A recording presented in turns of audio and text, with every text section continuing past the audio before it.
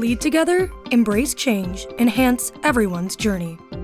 The 3 core principles of SmartStop, a leader in self-storage real estate across North America, reinforce why we're proud to bring you SheEO Lead-In, the podcast featuring curated conversations with powerful women sharing their impactful wisdom. It's a self-knowledge, self-discovery, and self-preneurship audio storage vault created by and for women. SmartStop's presentation of SheEO Lead-In begins right now. Have you ever felt that you as a woman may not appear to measure up when you see incredible women in strong roles? You may be surprised when hearing from women in these positions and how we all share many of the same challenges.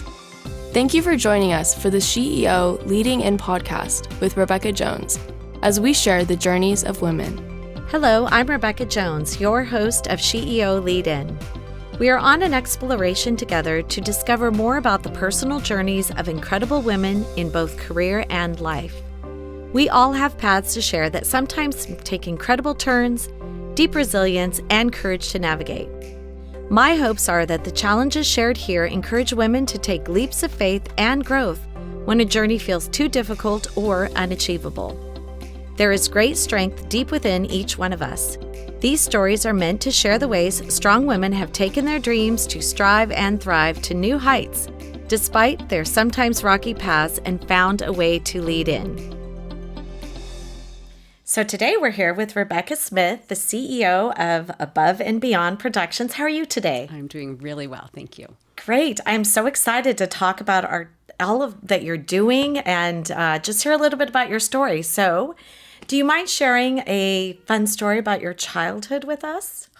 0 to 60, you're going to go fun story about childhood? Yes, let's go. All right, so you said something earlier when we first met about being honest. I'm going to be honest.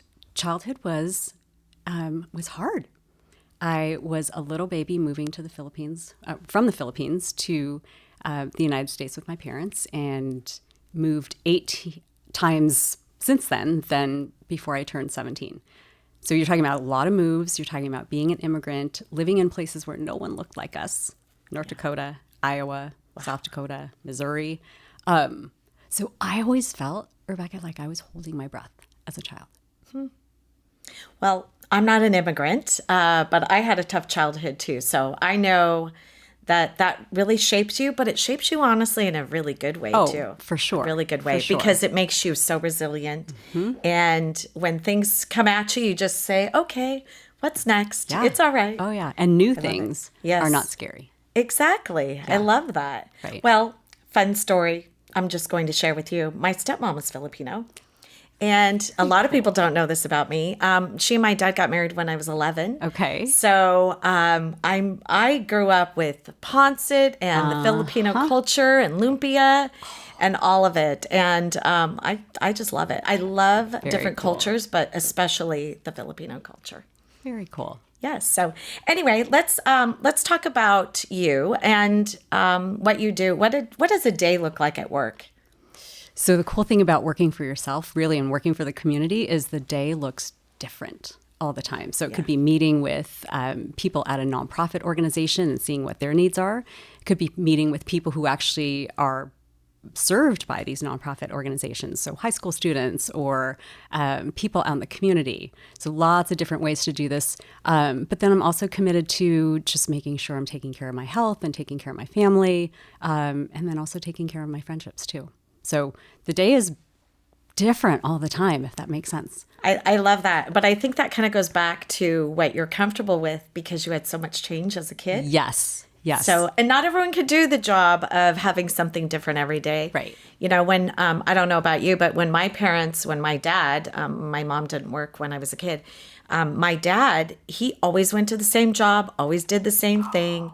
Very mundane. I don't think I could do it. I could not do that either. Yeah, and haven't done it either. Exactly. Yes, for sure. Were your parents working, or how did that So work? my dad, very much as you were saying, my dad definitely was the one who went out, did the work, and then my mom stayed home with us. Yeah. Nice. Okay, well, let's talk about a word that describes you.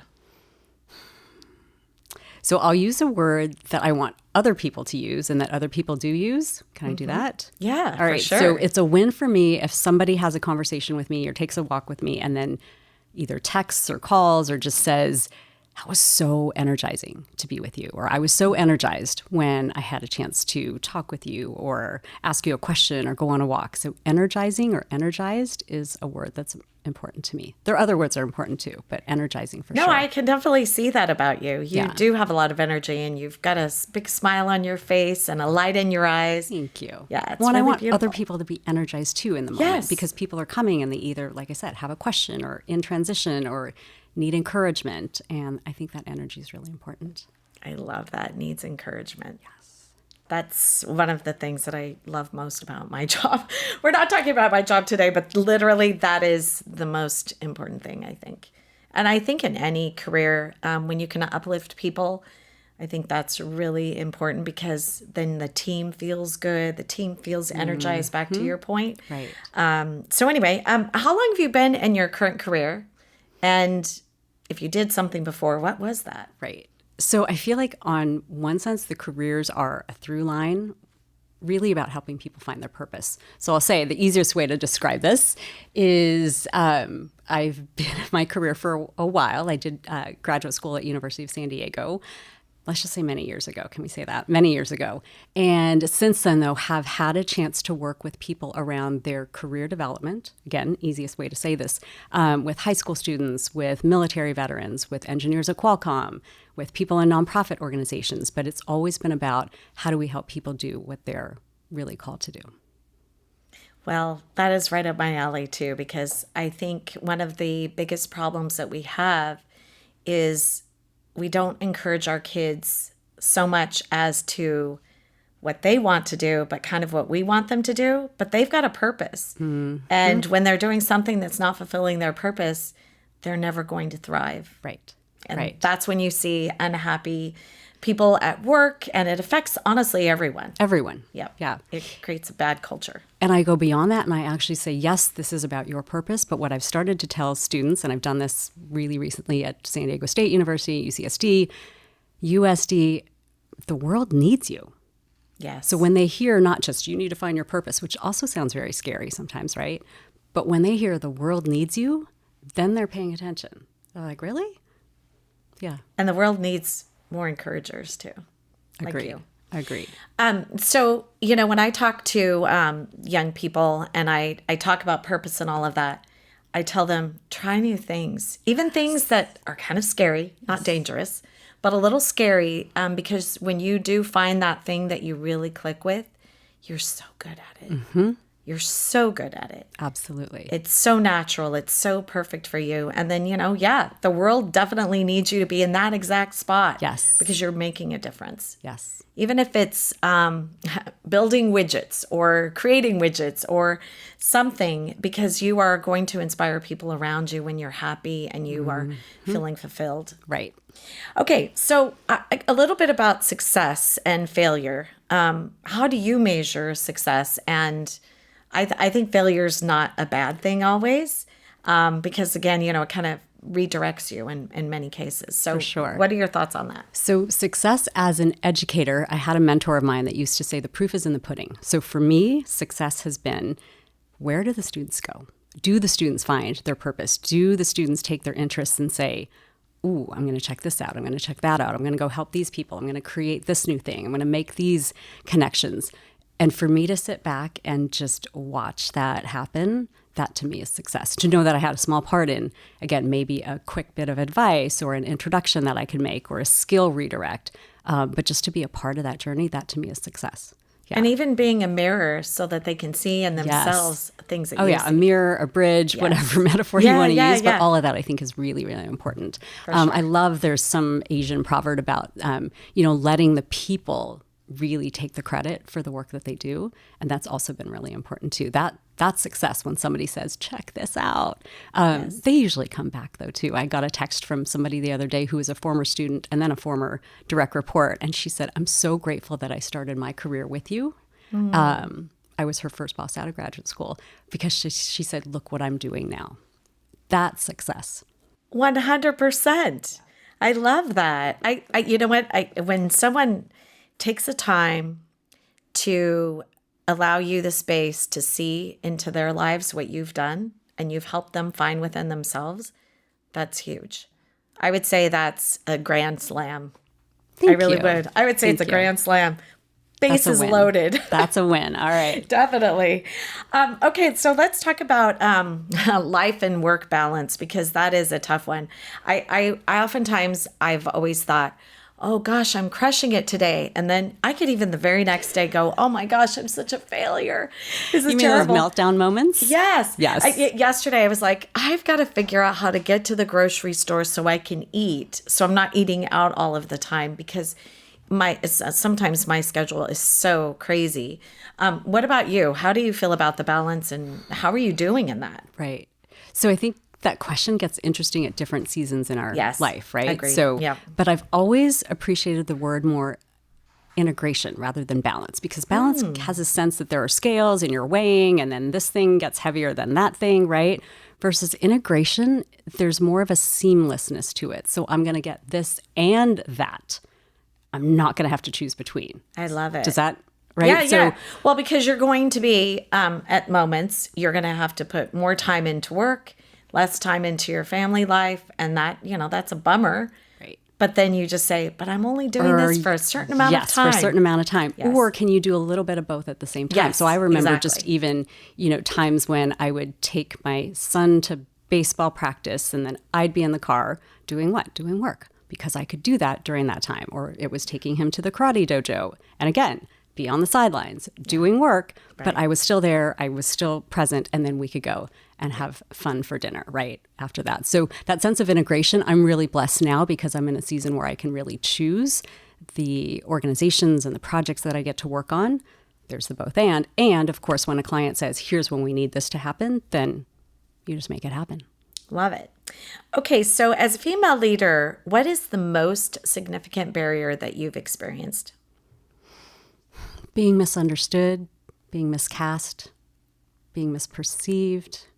Yeah, all those misses, right? Yeah. I think because someone has an expectation of you that is probably not going to be true. So that's like being labeled.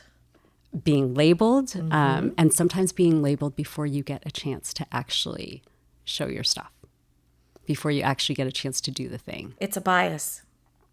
Right. Agreed. Right. And that's, I think that's one of the biggest issues, that you don't have to have a preconceived notion of someone. I try to be very open. And I'm going to give you an example. Not everyone, but a lot of people look at someone and they say, oh, they have tattoos, they must be a certain way. It doesn't mean anything. It means they're creative. It means they have tattoos. And they've got some art on them, whether it's on their shirt, whether it's on their body. Right. They like art. But there are some people that really do look at someone and go, oh. And, that doesn't mean anything, because someone's well put together, someone's maybe a little disheveled. It doesn't mean anything. I try to allow people to speak and talk and actually hear what they have to say and listen. Right. Before I make any decisions about anything. Right. Right. Okay, so let's talk about experience. Have you had any experience when men have tried to resist your leadership? Do you have any examples of that? Again, I feel like I've been really, really blessed in the leadership that I've had, because they were usually male leaders who said, Rebecca, come in and direct this, come in and make this happen, come in and, we're about to do this and you need to be at the helm. So I think when you have that sponsorship, in a sense, I know that's been very helpful, and I don't take that for granted. I hope that I can do that for somebody else too. But you're absolutely right. There are times, I think, when men want to either block or don't see, or sometimes it's not even so overt or malicious. It's just, they just don't see you as that person. Honestly, Rebecca, I feel like the world is really big. I don't need to have to like make that happen. I'll go someplace else. And I feel like I have gone someplace else when I haven't been given that sense to say, Rebecca, do this, make it happen. And we're so excited you're here. Yeah. Then I've found places where that does happen. Well, you talked a little bit about mentors. Why don't you share with us who your mentors are and how they've kind of shaped you and helped shape you. Right. Well, back to what we were talking about, in terms of just early experiences, most of my mentors growing up professionally have been men because people did not look like me. People did not sound like me. People definitely were not raised like me. And so I think about one of my early mentors in education was a really amazing educator, the founder of High Tech High, where I was employee number 18. And there was just so much about his leadership, not only because he was doing something innovative in education, but also because he had just a really different way of working with people, not just students, but also working with all of us as his staff.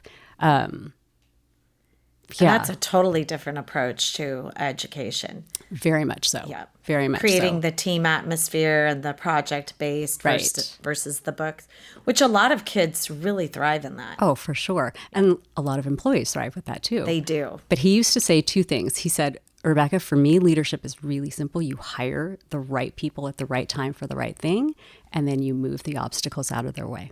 Well, and then you have to continue also bringing them along and inspiring them because let's face it, people get bored. So you need to kind of have a little bit of a challenge for them to keep them excited about coming in every day. Right. Going to the same job every day. That's so interesting that you would say that because in the almost 9 years that I worked there, I had 7 different job titles. Interesting. Again, we're seeing a theme. I'm just making this connection. Like, Yes. wait, I moved, 8 times and I had all these different job titles. Yeah, that change is what keeps you going. Yeah, definitely, because it continues for you to grow because you can't grow if you're just staying stagnant. Right. Obviously, you're just going to sit there and think, okay, now I'm bored. I need to look for something different. So let's take a quick smart stop right now, and we'll get back to that. SmartStop knows the winning connection is when we elevate success together.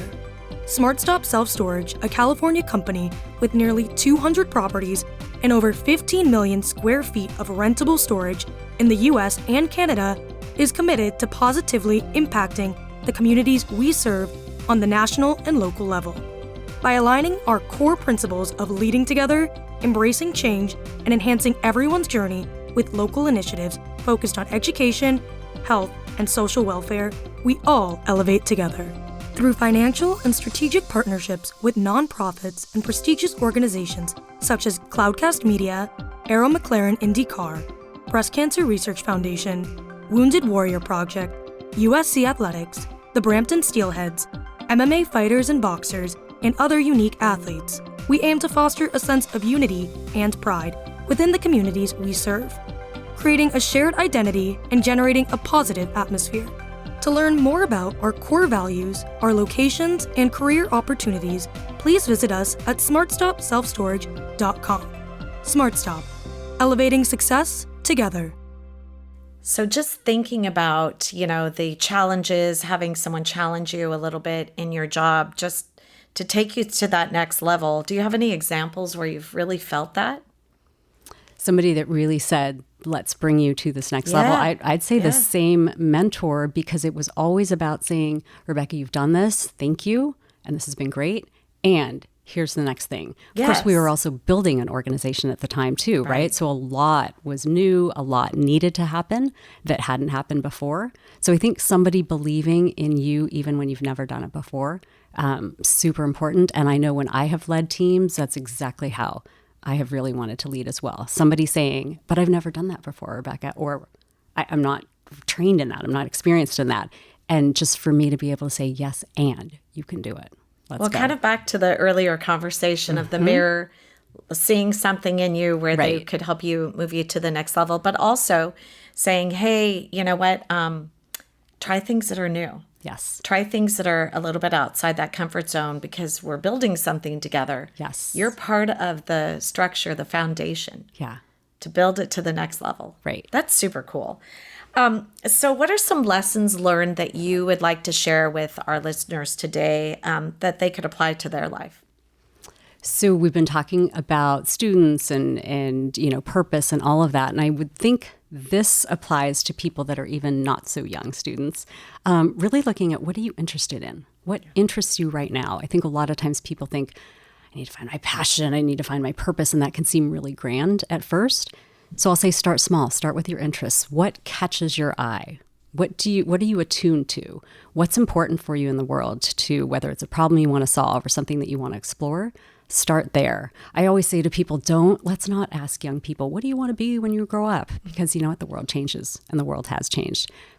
But they can tell you what they're interested in right now and follow that.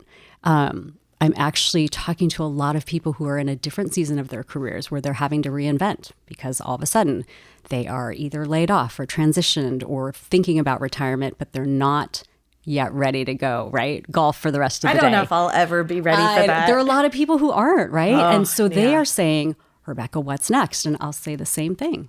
What are you interested in? What's calling to you right now? What are you attuned to? What's actually catching your attention? And start there. Kind of back to, the purpose and all of that. I think sometimes your purpose can change as well. Yes. You've got something that you're really good at, you're enjoying it very much. And then at some point in time, that can shift. Mm-hmm. And, kind of back to the point of trying new things. And I tell young people all the time, I'm going to be learning things until the day I die. Yes. I'm never going to stop learning, because as you learn things, you also learn about how they apply to you, mm-hmm. and how you can say, oh, you know what? This is kind of an emerging thing. I think I need to explore this. Right. Try it. Right. And oh gosh, I think internships are really important. Try things. There are so mm-hmm. many kids that go into these internships and something they think they really want to do and go, right. Oh God, it's all wrong for me. Right. And so, trying those internships, really getting your feelers out there and networking and trying to meet as many people, because it might be like a version of that career. Absolutely. That where you just go, oh my gosh, I've clicked, right. and this is it. And people can tell you that where they ended up usually comes from that type of exposure, that type 100%. Of connection. Yes, I agree. Okay, so how did you get involved in all of this? How do you feel that kind of your journey and your career was predestined, or you got called to it? So I think even though it was hard to talk about like childhood before, reflection now, it's really about the storytelling. I find that as I was younger, I was always looking towards other people's stories. I read a lot because that's what I could do, right? And so starting out in school thinking I wanted to be a writer or a journalist, it really was when I found career development and career advising. I really found that was a way for people to tell their stories and help them tell their stories, but it was also a way to transform their stories. So somebody who was doing one thing that wanted to do something else, or a student who had no idea what they wanted to do, or someone coming back to work after raising a family or getting out of the military. For me, the career development piece was, how do you get to transform your stories? And I think that came from just really being intrigued with stories when I was little. So Rebecca, let's talk a little about stories from childhood. And the reason I bring this up is I've really been considering this a lot lately. As I share more about my childhood and how it's shaped me and brought me to where I am today, I think there was so much shame when I was a kid, because, no one wants to say they came from a broken family where they had a parent that was an alcoholic and things like that, where there's so much shame. But there's so much triumph in that too when you're talking about it. Yes. And so many other people have experienced a lot of those same things. And it really gives all of us, I think, when you share things and you're more authentic, mm-hmm. instead of it being a polished little resume, to have a truthful, honest resume, right. where it inspires others to say, you know what? I dealt with that too. And guess what?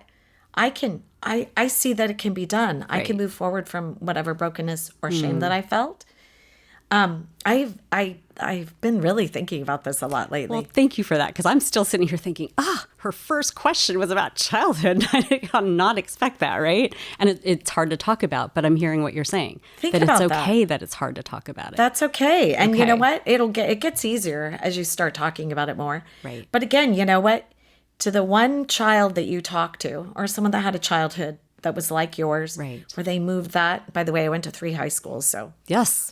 It was tough. It's tough. It's not easy. Right. I mean, that shifting and adapting and all of that, it actually helps us with a lot of good things. Right. But, there was that time where when you were younger, you're going, oh my gosh, I don't want another change. It's too hard. I don't want this. Right. And now I change all the time, right? Yeah. Yes. Exactly. But Yes. it does help you adjust easier. Right. You know, you kind of like that change every now and again. So I think, just kind of speaking to our listeners, change is okay. And if you've dealt with it and you've conquered it, Right. or you haven't, but you see someone else that has, Yes. learn from them, because we all can learn something from someone else. Yes. It's inevitable. Change is inevitable. It is. For sure. It is. Yeah. And there are a lot of people that can't deal with any change in their life. And it's too still going scary. to come. And it's still Yes. going to come. And then that's where I always say, and then don't do it alone. And don't be paralyzed. All the changes that I've gone through, have gone through with amazing people right next to me. It's a village. It is a village. It definitely is a village. So what are you most passionate about when it comes to your career and all that you do every day? So right now, again, this sense of being able to really work on my own and see what's needed out there in the world, which again that's what's important for me. Like, what's the next need, if you will? There are a couple of things that are really interesting to me right now. First of all, it is this notion that the creative approach, taking a creative approach to our careers, is super important. And this is not just for the artists. So recently I had a chance to speak to a group of, and this was at a company up in Costa Mesa, a group of people out of a legal team, and talking about how taking a more artistic, creative approach actually makes them more productive at work. Now, people wouldn't think that a legal team would actually be, right, like embracing that idea, but people saw it. They were like, wow, Rebecca, so if I could be better about going to a museum or seeing live music or journaling or doing a dance party with my, kids in the kitchen, that makes me better at work. They totally got it. And that wasn't my opinion. There's lots of neuroscience research to show that. And the other thing that's really interesting to me is also how our friendships also make us better people, not just at work, but obviously out in the world as well. And we're living in a world where we should be better and more intentional about our friendships. So how do I get that out in the world? Again, right now, workshops, seminars, retreats, and that's been really fun. I love that you're saying this, because I'm actually working on something right now that goes exactly to all of that. All right. And it's health, longevity, but happier lives. A lot of that has to do with the community and the village. Yes. The whole village concept of having your people, your tribe, and making sure that you're spending enough time in that. I think another thing, honestly, that I do every day is, no matter what's going on in my life, I choose joy, even when everything feels so heavy and so, crazy. Right. You're getting tons of lemons thrown at you, and you just go, what do I do with all of this? You have to make lemonade. You have to. There you go. You just have to. But it's a conscious choice. It's a choice. No Yes. matter what's going on when it feels so heavy. And life is hard. Life is hard. Yes. Really hard. And the joy can be small. It doesn't have to be this big right. explosion thing. It could be just a really fun text that you send to a friend. Or dancing in your kitchen with your Dancing kids. in the kitchen with the kids. Yes. Let them do the playlist, though. Yeah. Oh yeah, of course. For sure. Yeah, get your speakers all connected. So what would be your advice that you would give our next generation of female leaders? Do you have some specific advice? Yeah. So the phrase that I've said before is for them to really remember that they are needed in this world, because I think from there comes a sense of confidence, a sense of, all right, so who are these other people that are going to join me in this journey, right? So there's a connection there. And then there is really that sense of, if I am needed, then I'm going to do what it takes to show up. I'm going to stay healthy. I'm going to take care of my friendships, right? I'm going to take care of my health. I'm going to get the skills that I need. So it's all those things that really come under that umbrella of, if I am needed, if I am relevant, if I have purpose, then I can go do what I need to do. I do have some practical techniques that I always say to any student. I say, if you learn these lessons, these are things that will serve you even in your careers later. And these are very practical. I say, learn public speaking. So a lot of times people will say, well, but you have fun with it, Rebecca, so it's easy for you. And I say, no, this is learned behavior again. Yeah, thinking about my 100%. childhood, I'm like, I'm Yes. totally sheltered living as an immigrant child, right? I'm like, no, I had to learn how to do this. So 100%. public speaking for sure, because even if you're an engineer, you will need to make a presentation. Even if you're an accountant, you will have to present a budget, right? So being able to learn how to public speak, knowing how to raise money. people think, well, I'm not going to be a vice president of development somewhere, but you will need to put together the silent auction baskets for, your child's fundraiser for whatever, right. Or raise money for a cause that that you hold really dear. So raising money is important. And then the final thing I'll say, learn how to host an event, even if it's something very small, even if it's a tiny dinner party. But again, as a volunteer, as somebody who's out there in the work world, you will have to put together something at some point. And so hosting an event. So raising money, public speaking, and hosting some type of gathering, I say, are just specific skills. And everyone hates public speaking. Most people. Well, anyway. it's, what do they say? Like the fear of death. I think Yes. people fear death. Yes. Yeah. Yes. It's terrible. Yeah. It's public terrible. speaking is more so. And you know what? I used to hate it so much. I used to have so much anxiety over it. It does get easier. And now it doesn't even faze me. Right. It's a very different thing. So to all of you out there that are paralyzed by public speaking, the more you do it, the easier it is. And it will get to a point where it feels second nature. Right. It's not scary anymore. You don't worry about it. Know your subject matter. And that is honestly probably a really important thing, I think. And you are unstoppable. You can definitely get there. Mm-hmm. All right. So what's next on your journey?